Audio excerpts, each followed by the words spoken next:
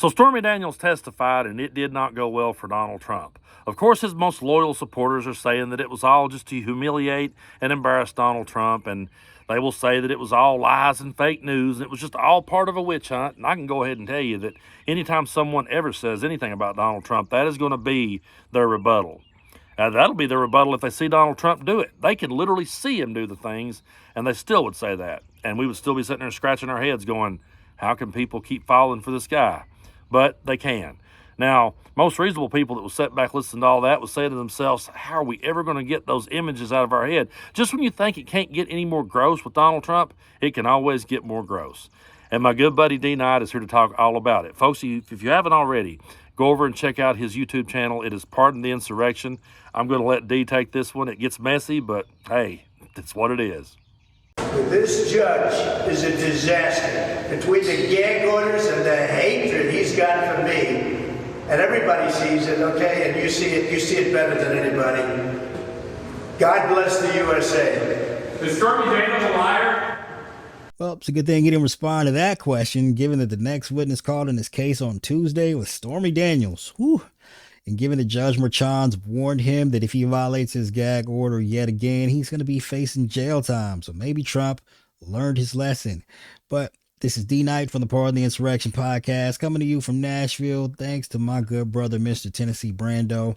Go ahead and hit that subscribe button if you haven't already. Let's get him up to 200,000 subscribers, where he'll get to have his own intimate moment with the porn star if you do. No, I'm kidding. But maybe you're aware of the fact that we're in the middle of the first criminal trial of a former U.S. president in the history of the United States. I'm sure you're wondering how that's going. We've got some developments for you, but let's hear how Trump thinks things are going. Are you a victim of extortion? The country is on fire. There are protests all over the country. I've never seen anything like this. Many graduation ceremonies are being canceled. They're canceled, as you know, in Colombia. They're canceling a lot of them. And we have a president that just refuses to talk because he can't talk. You know that, and so does everyone else. Well, he's clearly having a great time in his trial. And speaking of the country being on fire, during the Trump administration in 2020, protests raged across the country, fighting against racial and civil injustice. You know, two things Trump never cared about nor did anything to address. Not to mention, there were a number of graduations that were missed thanks to a pandemic raging out of control because Trump did absolutely nothing to mitigate it. And oh yeah, there was that little thing called the violent attack on the Capitol on January 6th that Trump did nothing about for hours, unless you count inciting violence against his vice president when he heard that the crowd was chanting "Hang Mike Pence." I mean, other than that. But speaking of President Biden not being able to speak, here's President Biden speaking on the subject matter at hand. Over 1,200 innocent people, babies, parents, grandparents, slaughtered in their kibbutz, massacred at a music festival, brutally raped, mutilated, and sexually assaulted. Thousands more carrying wounds, bullets and shrapnel from the memory of that terrible day they endured. That was President Biden speaking at a Holocaust remembrance ceremony where he forcefully denounced both Hamas and anti-Semitism, proving thereby yet again that Trump is a liar. I wonder if there's anything else that Trump might have been lying about. Morning America, they said, we heard that expense payments to lawyers are legal expenses. You pay a lawyer expense payments. We didn't put it down as construction costs, the purchase of sheetrock, the electrical cost. The legal expense that we paid was put down as legal expense. There's nothing else you could say. You don't have to put down anything, I guess. But we put down legal expense was legal expense. Is that a correct statement, Mr. Attorney? And everyone's saying, oh, gee, that's the fraud. That's what they're trying to get us on. The fact that we call a legal expense. They marked it down in the books. The check was signed, and the other. Trump's lawyer, Todd Blanche, who doesn't smile for any reason, even he was laughing at how ridiculous of a clown show Trump is there. And he clearly doesn't trust Trump to speak in public about any of these matters without notes in front of him. But just to address some of those statements by Trump here, you can look at the handwritten notes on some of the documents to see how they came to the arrangement to reimburse Cohen. Like they doubled up the $130,000 payment in order to account for the fact that Cohen would have to pay taxes on that, and they gave him a bonus. If that's not a reimbursement, like what is? It just doesn't make any sense. I don't understand how Trump continues to get away with saying these lies in public and no one calling him out on it. But let's get to another clip from Trump.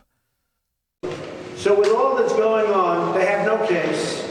Every single legal scholar that I see, I mean, maybe there's somebody out there, some whack job, but for virtually everyone that I've seen, I said there's absolutely no case. It's a case that shouldn't have been brought. The previous DA wouldn't bring it. Brand didn't want to bring it, and he brought it because I'm running in number one place. This all comes out of the White House and crooked Joe Biden. This comes from the White House, and it's all Biden because it's an attack on his political opponent. That hasn't happened in this country. It does happen in third world countries, but it hasn't happened in this country, and it's a shame. And the trial is a very unfair trial. It's a very, very unfair trial. The good news is they have nothing. Thank you. Why is it unfair? Mr. President, do you plan on testifying? America's a third world country, huh? Well, if you hate it here so much, why don't you leave? Just like Diddy. But Trump made so many claims there that I feel as though I need to address a couple. So first of all, when Trump was president, his own DOJ was investigating this and actually even charged his lawyer, Michael Cohen. But Bill Barr, his attorney general, personally intervened to make sure that investigation never got to Trump. So the fact that he's going on trial at this late of a stage, it's his own personal fault. He did this to himself. And also the Manhattan DA's office, Alvin Bragg, that's a locally elected official. He doesn't have anything to do with the Biden administration, the Biden White House in any regard whatsoever, just totally making stuff up. And look, he's clearly unhappy with the developments in this trial. And that was before he found out that the next witness that was going to be called was Stormy Daniels. And when he did, that's when he posted this on his platform, Untruth Social. I have just recently been told who the witness is today. This is unprecedented. No time for lawyers to prepare. No judge has ever run a trial in such a biased and partisan way. He is crooked and highly conflicted, even taking away my First Amendment rights. Now he's threatening me with jail, and they have no case. This is according to virtually all legal scholars and experts. Why isn't the fake news media reporting this conflict? So maybe he didn't learn his lesson about violating the gag order.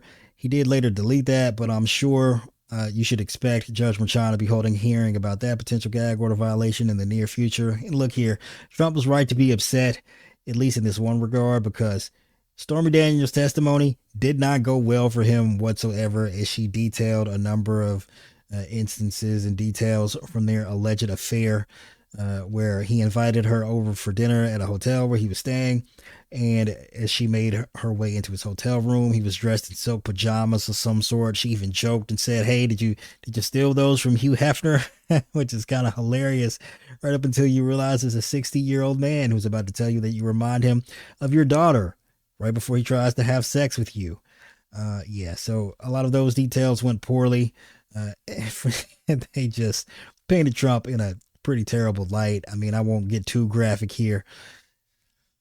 Need to think about the idea of Trump trying to have sex with me and not wearing a condom. No one needs that visual, and I'm sorry if I gave that to anyone. But Trump's lawyers, as well as Trump himself, were irate about this testimony. They were even calling for a mistrial. Sadly for them, I don't think they're going to get it for a number of reasons, but namely because they failed to raise any objections on the record in the moment. It kind of dooms them in that regard, as well as on appeal.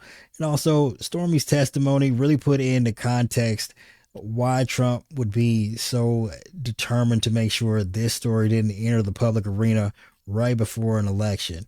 And as regards to, some of her claims, for instance, Trump comparing a porn star herself to his daughter in a sexual manner sounds ridiculous, but let's put that into context.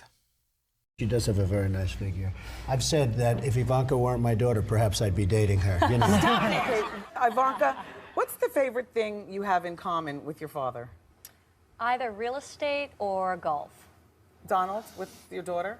Well, I was going to say sex, but I can't relate that. If I weren't happily married and, you know, her father. My daughter, Ivanka. Yeah. She's 6 feet tall. She's got the best body. By the way, your daughter. She's beautiful. Can I say this? A piece of ass. Yeah. She looks more voluptuous than ever. She's actually always been very voluptuous.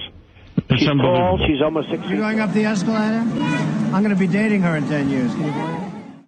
And in terms of how damaging this story could have been to Trump if it had been made public during the middle of the 2016 presidential campaign, let us not forget that Stormy Daniels once picked Trump's mushroom-shaped penile organ out of an actual mushroom lineup. Now, you said in the book, you mentioned that you have a photographic memory. Yes. So you also described the president's penis, and let me just read it. Do you have it bookmarked? What is wrong with you? And you highlighted it? Highlighted. He knows he has an unusual penis. It has a huge mushroom head, like a toadstool. But you also say it's smaller than average. Do you know how much hate mail I've gotten from people who love Mario Kart? Like, you ruined it for them. Those are the people you don't want to mess with. And one day, I managed to ruin half of America's childhood and mushroom farming everywhere. And another guy actually sent me a picture of a Yeti cooler on fire. Like, All right. that's epic. Did you do this yourself? We had an arts and crafts day here, and we put these together. So, That is so disturbing. if you had to, the lineup you mentioned, and picking it out of a lineup, which of these mushrooms, orange mushrooms, would most represent the commander-in-chief of the United States military? Can you hold it up so it's coming at me at the correct angle? Yes. They might fall off, though. So. Oh! Is this the one? It's a nubbin! A what? It's a nubbin! It's a little nubbin! So for real, like this is not, you're not just picking one of the small, okay, well, this is not even the smallest one, but No. this is it, huh? It's the most accurate depiction, yes. Wow. There you go. Isn't that beautiful? There's no angle that I'd want that thing coming from, but you got to admit, Stormy Daniels, at least in public, is a really good sport about all of this, although she has stated that the specifics of their encounter, how she ended up in bed with Trump and their sexual encounter, it wasn't totally consensual, as Trump did hint at the possibility of some consequences to her career prospects.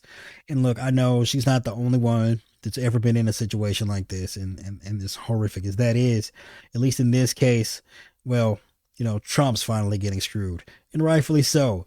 And when she was asked by defense counsel, does she hate Trump, she did say yes in the affirmative, but when asked if she wanted him to go to prison, her response was, I want him to be held accountable, as we all do, Stormy. And if you enjoyed this video, make sure you hit the like button. Please subscribe if you haven't done so already. Otherwise, Trump is going to end up doing things to this country with no condom that no one will approve of or consent to. And if you could, leave your thoughts in the comments below. And if you'd like, you can find me on my personal podcast, Pardon the Insurrection, available everywhere podcasts are found.